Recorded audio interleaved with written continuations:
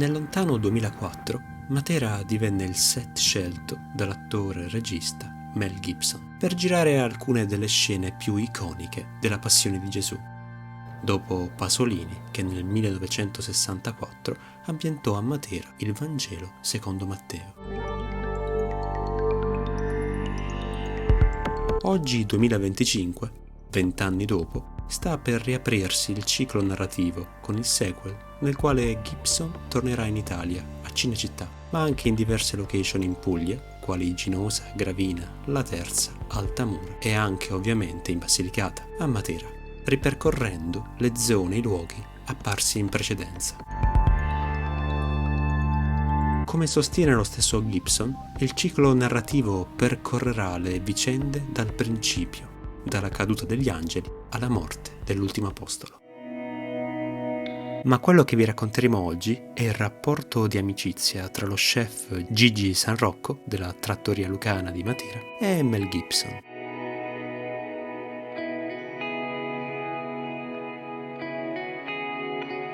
Gigi San Rocco, insieme alla sua famiglia, da generazioni, mantiene intatta la cucina autentica e tradizionale lucana. Con la sua qualità, costanza e semplicità ha ospitato a tavola altri importanti attori nella sua storica trattoria a conduzione familiare. Dopo anni di lavoro all'estero, raccoglie i frutti della qualità del suo lavoro con la presenza di ospiti provenienti da tutto il mondo. Io sono lo chef Gigi San Rocco della Trattoria Lucana, bensì la tradizione dal 1900 quando nasce questa locanda, perché nasce con dei fratelli di papà. Papà erano 11 figli, dove possiamo vedere qui una foto, e questo è l'ingresso della mia Trattoria Lucana, dove si vendeva solo il vino ed era l'osteria. Calcolando che questa è attualmente via Lucana, ma questa era la via Appia, dove da Brindisi a Roma dovevi passare da questa strada. Questa era la periferia della città dei Sassi di Matera. Tutti i viaggianti che passavano si fermavano per ristorare.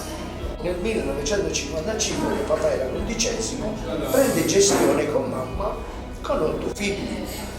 Questi 8 figli io sono l'ultimo degli 8, rimasto qui da quando sono nato, dal 1960 sono nato io. Iniziando questa gestione, mamma con 8 figli era la cuoca di allora. Quindi iniziava questa cucina che oggi porta avanti senza tralasciare il gusto della nostra tradizione lucana, materana. Ho pubblicato un libro sulle ricette della mamma che non ho portato fuori dall'enogastronomia materana.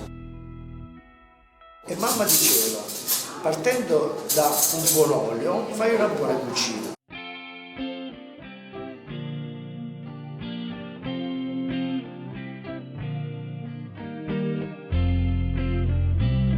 Nel periodo di Mel Gibson che girava il film, gli ho dedicato un grande piatto, perché lui non mangiava pasta. Perché non mangiava pasta? Essendo un americano, essendo un australiano, non c'è la cultura di fare un bel piatto di pasta.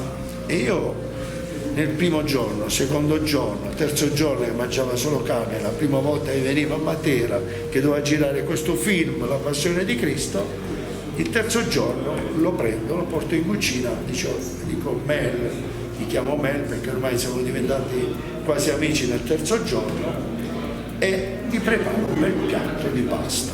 E come? Perché a lui piaceva il purè di fave con le cicorie. Allora prendo il purè di fave, funghi cardoncelli delle murge, trifolati li metto nella purea, metto a bollire 2 fettuccine, nel frattempo faccio un pomodorino con la cipollina ed è pronto il piatto, tutto mescolato. Insieme a lui, come possiamo vedere nella foto, mi metto il cappello, insieme in cucina prepariamo il nostro piatto. Dedicato a lui, fettuccine alla campagnola dedicate a Mel Gibson.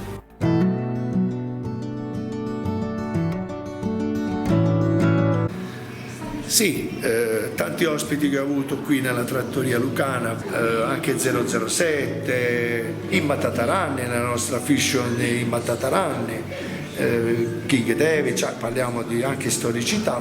Nel film di Mel Gibson, La Passione di Cristo, abbiamo avuto anche la Monica Bellucci, e la possiamo menzionare sul mio libro, dove l'ho conquistata con le stracinate con le cime di rape.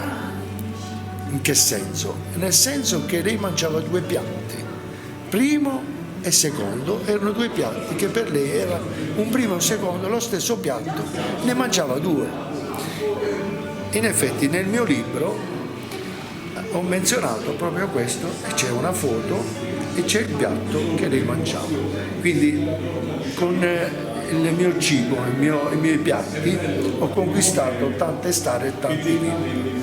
Perché la cucina tradizionale prende, gustosa, semplice, non è pesante, quindi ecco, questa è la conquista della nostra terra mediterranea. Il cibo mediterraneo è importante nella sua semplicità.